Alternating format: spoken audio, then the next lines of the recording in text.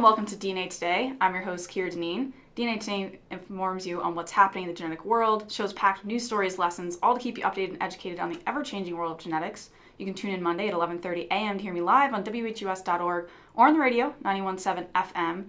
And today I'm lucky enough to be joined by Robin Schwartz. Welcome to the show. Thank you. It's great to be here. She's an assistant professor at UCONN Health and a hereditary cancer genetic counselor in the Genetic and Genomic Science Department. She's received her bachelor's degree in biology from Herbert H. Lehman College and her master's degree in genetic counseling from Rutgers University. She's a member of the National Society of Genetic Counseling since 1979, and she was a coordinator of clinical genetics at Columbia University, researcher associate at Rutgers University, and has been at UCONN Health since 1987. So she's really been in the genetic counseling field for a long time and has seen a lot of changes, and she's going to share with us a lot of what she's experienced through the years. So I want to start with how genetic counseling provides patients. So what can people expect to gain from going to a genetic counseling session? So going to a genetic counseling session is really important if people have concerns about their family history. And so they may have a family history of neurologic problems, they may have a family history of cancer, which is the area I work in. They may have a child who was born with a specific inherited disorder, and they'd like to know more about their the condition, as well as how that may have implications for other family members. So people typically come if they have concerns about their own history of health concerns or family history. And going to a genetic counselor can help really try to evaluate whether or not going to a genetic counselor really provides them with an opportunity to address all of their concerns about the condition, how that could affect them, how it could affect family members, and also give them an opportunity to gain information about resources that might be very beneficial for them. So what are some of these red flags that people can be mindful of when it comes to family history of cancer? So when it comes to a family history of cancer, the red flags include early onset cancer that may occur in multiple family members, individuals who have themselves been found to have early onset breast or colon cancer, for example, have a higher likelihood of the cancer being an inherited form of cancer. Having said that, though, I just want to sort of throw out there that most cancer is not inherited. Only about 5 to 10%. 5 to 10%. It's that small. Inherited. But the reason it's so important to pay attention to those red flags is that the management guidelines for people who have an inherited form of cancer can be very, very different from those who have cancer based on a sporadic occurrence. So, getting back to red flags, early onset, multiple affected individuals with either the same type of cancer or cancers that may occur in what we consider syndrome or pattern, such as breast and ovarian cancer in the same side of the family, especially when it occurs in the same side of the family with the early onset breast cancer. Early onset colon cancer, for example, multiple individuals who might have multiple polyps in their colon.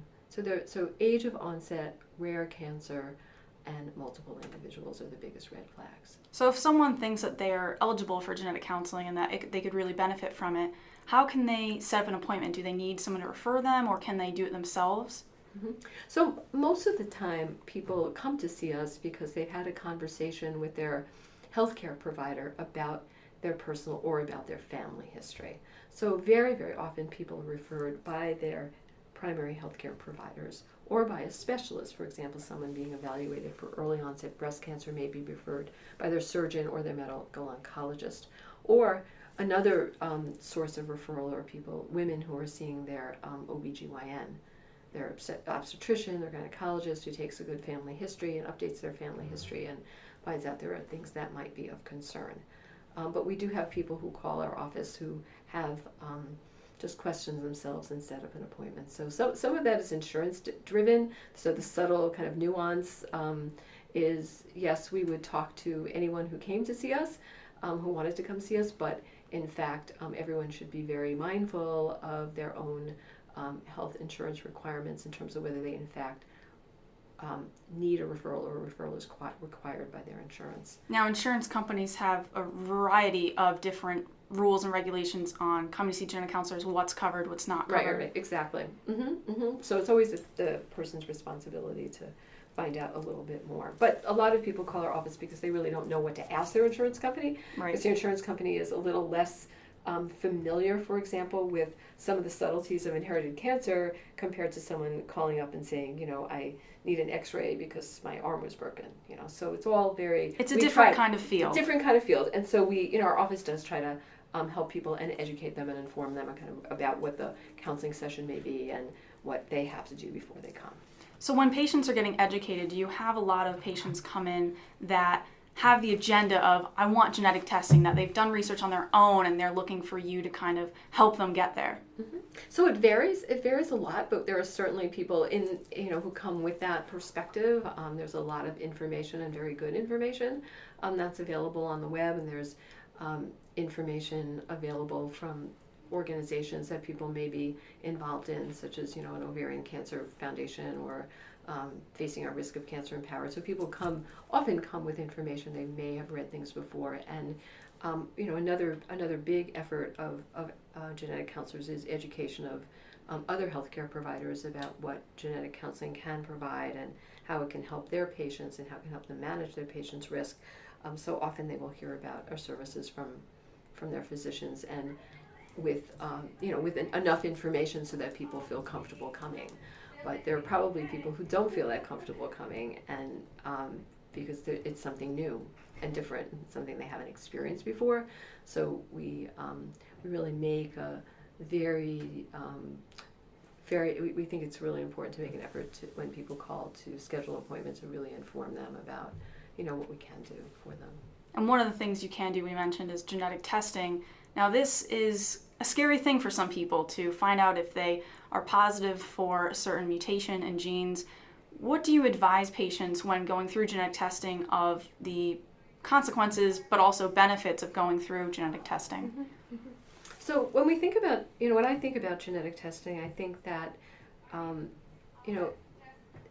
if we put it in the context of a test that might help manage risk or might help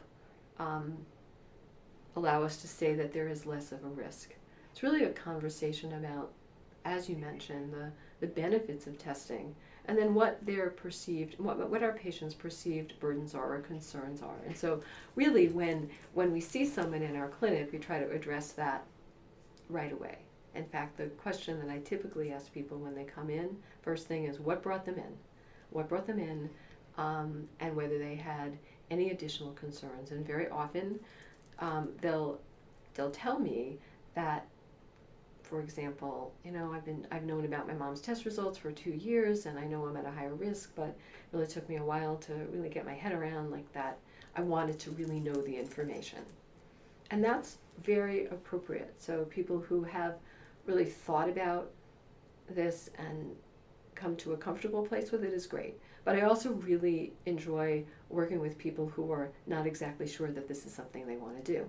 Because I think as a genetic counselor, we can really, really help people kind of go through their thought process of what they have concerns about, what their fears are. Sometimes their fears are founded in fact, and sometimes their fears are founded in fiction. And so it's really important for us to get to know them as a person and really understand who they are, who supports them, emotionally, where they go to for their information generally, and then really get a sense of how we can help them make a decision if they're conflicted. What are the things we need to talk about so that they're clear whether they decide to have a test or not have a test. So how do you decide which genetic tests to pursue? So we have, I think that would be a good place to talk a little about how genetic counselors are very, very well trained, because our background includes a 2-year commitment, a master's degree, where we learn, where we take courses in physiology, we take courses in genetics, we take courses in molecular biology, we take courses in biochemistry. And so we have a lot of experience in our genetic counseling programs in learning counseling skills and helping people set an agenda how to do research and how to understand the best ways of looking for sources of good information in the medical literature, for example. And so we have a really, really broad base so that we can evaluate an individual's family history very, very thoroughly. We can access up-to-date research information. We know how to analyze the medical literature. And all of that knowledge brings us to the place where we can answer an individual's question about, based on their family history, what test to consider. Because it really does vary. It's not clear-cut. It requires a significant amount of evaluation to determine which test to do. Because it's really important to do the right test on the right person in the family to get the most information in terms of helping people manage what their concerns are, and also helping their healthcare providers obtain information that's useful. So, for example, when we see someone who has, we'll use a personal history of early onset breast cancer, there could be a number of genetic conditions that can be related to. And so we look at what's in the family history and in the personal history and determine whether there might be a specific syndrome involved. So most people have heard about hereditary breast and ovarian cancer syndrome, in which individuals carry mutations in the genes BRCA1 or BRCA2. But there are other inherited breast cancer syndromes beyond BRCA1 and 2 that we also will evaluate on many of the people who come to see us, especially now that testing with panels of genes, sometimes it's called parallel testing because we're testing more than one gene at the same time instead of going gene by gene by gene to try to find an answer. And so we look at all of those elements and try to determine what the best test is. And that's not just based on kind of what our sense is, but there are guidelines through the National Comprehensive Cancer Network where we can look at the specific diagnostic criteria for those particular conditions and then evaluate the family history based on that as well. So that's a good guide. That's a very important guide for us. That most genetic counselors are using to decide which genetic test to go forward with. Correct. So you have some genes that you're testing for, say, breast and ovarian cancer. Now, 5-10 years from now, or even less than that, there may be new genes that have been discovered that are associated with these. Mm-hmm. If someone has had genetic testing in the past or even recently, what should they keep in mind for the future? So an individual who is evaluated because of a personal history of cancer and has a positive test result, at least at this point in time, we consider that's a test result that certainly isn't going to change with time. So I want to, reassure your listeners that if someone, or they know someone with a family history and they've had a positive test result, that the newer advances aren't very likely to change that. But that individuals where we have not been able to kind of get the answer, there's new information that keeps emerging. So that as the technology emerges, we're sometimes able to find areas of the gene that were difficult to test before. So if we're thinking of a condition called Lynch syndrome, which is involved in inherited colon cancer, where the age of onset of colon cancer is typically younger than the average age of colon cancer. Individual families may see multiple people with colon cancer in the family, and they also may see other cancers such as endometrial or uterine cancer, renal cancer, pancreas cancer, ovarian cancer, and cancer of the small bowel and stomach cancer. In that condition, there were 2 genes that were known to be associated with Lynch syndrome for a very long time that accounted for about 90% of Lynch syndrome families, and as time went on, more other genes were discovered. There are now 5 genes, and even within the testing panels, some panels of testing may not include some variations that we're now learning about.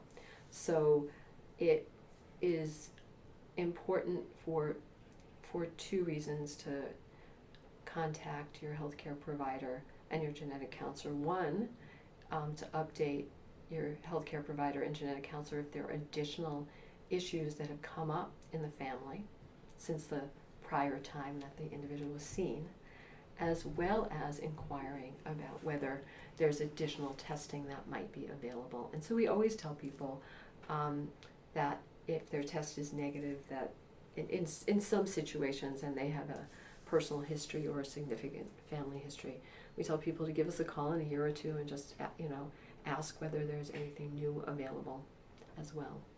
So when someone goes through genetic testing, what are the different results that they can have? That's a great question. So when someone undergoes genetic testing, they can get a result that's positive, they can get a result that's negative, and they can get a result that is a variant of uncertain significance. There are 5 actual categories of types of mutations that our society, our genetic societies have sort of come to understand.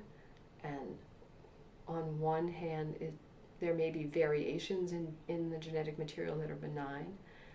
So this would be that could be a negative test result. There are variations that are pathogenic, and then there are some where they look like they may be likely benign, and there's some that look like they may be likely pathogenic, and there are some that are just uncertain because there's not enough information that is available for the individuals doing research trying to classify variants to know for sure. Because the answer has to be, the answer really has to be very, very accurate in order, to help us guide individuals' risk.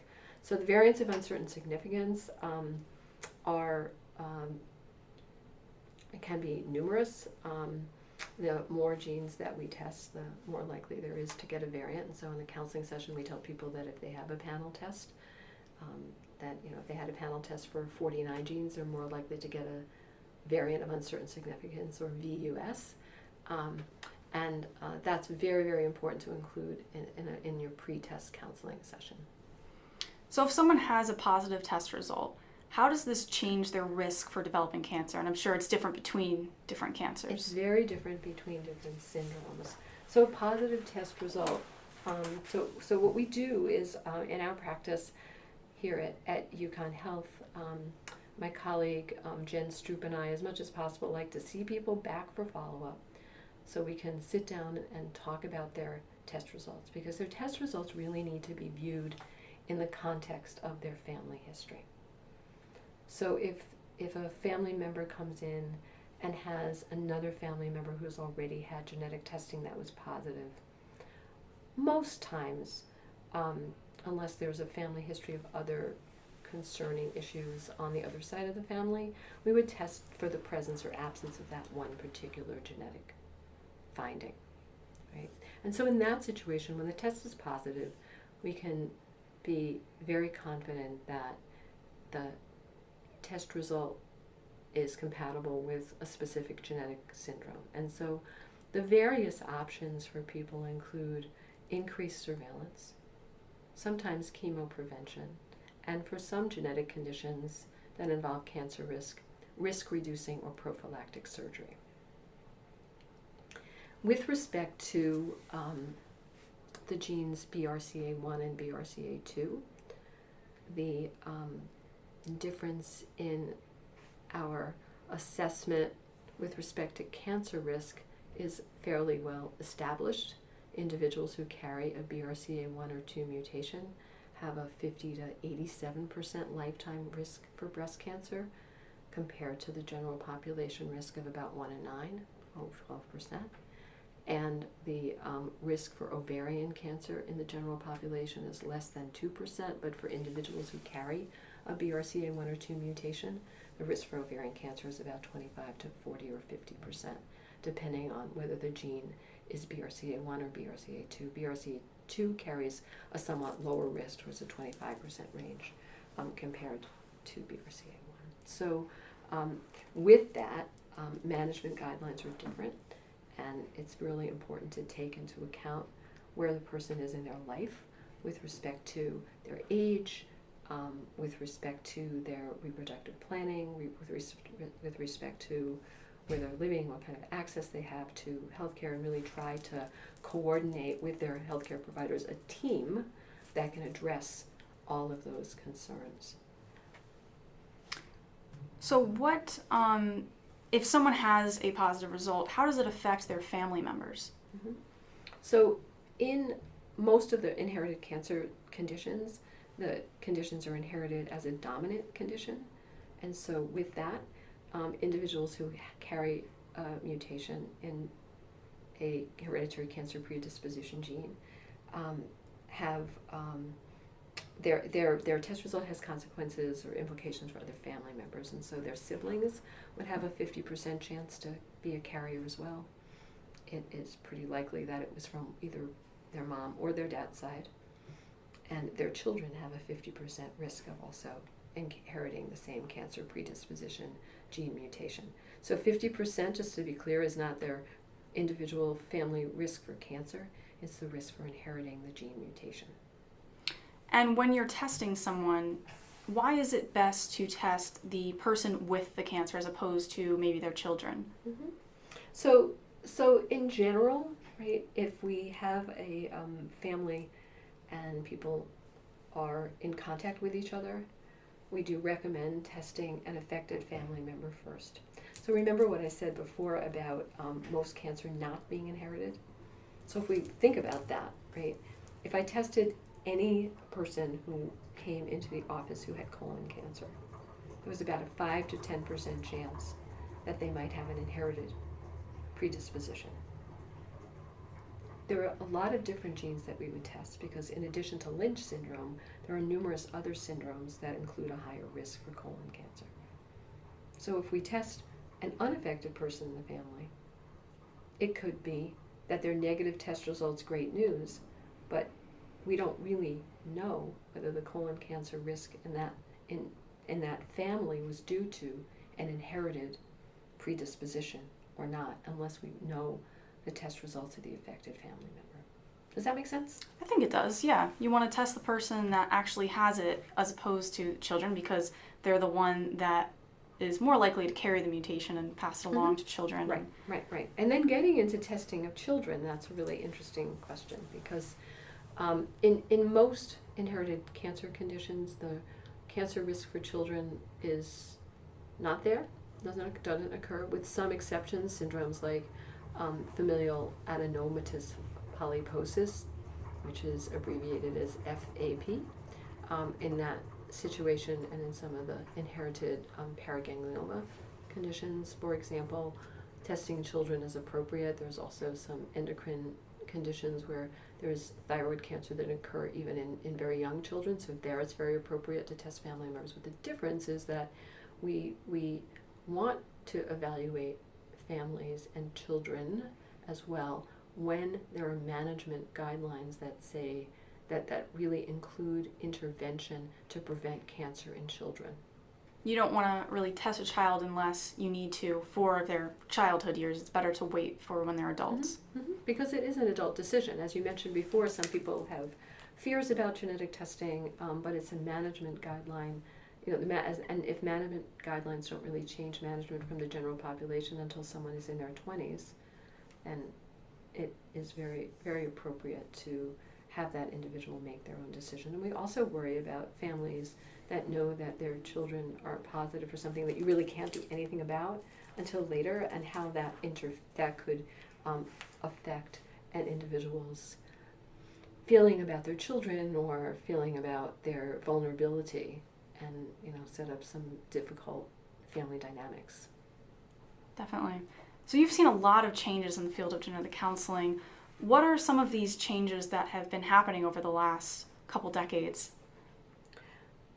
Well, that would take more than a half hour probably, but I think from my perspective, I'm going to answer that in two ways. One is that the field of genetic counseling has grown tremendously, and the kinds of services that we can offer to individuals in so many different areas of medicine is really fabulous. So I can talk about areas in terms of cancer genetic counseling that we talked about today, but also in the area of, say, cardiovascular genetics and cardiac risk.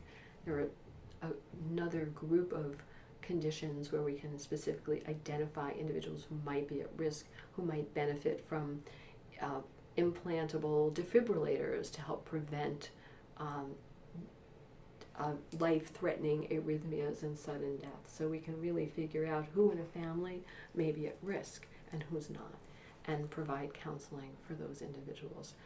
We've also been able to establish links in the areas of neurologic disabilities and, for example, certain types of conditions that cause early onset dementia, things that cause difficulties with walking, difficulties with neuromuscular disorders. And really the key to understanding treatment is understanding the biological basis of all of these various conditions.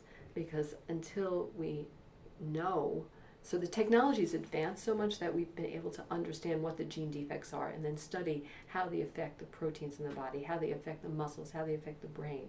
And that is really the key to treatment, ultimately. It's starting at that molecular base and going from there. Right.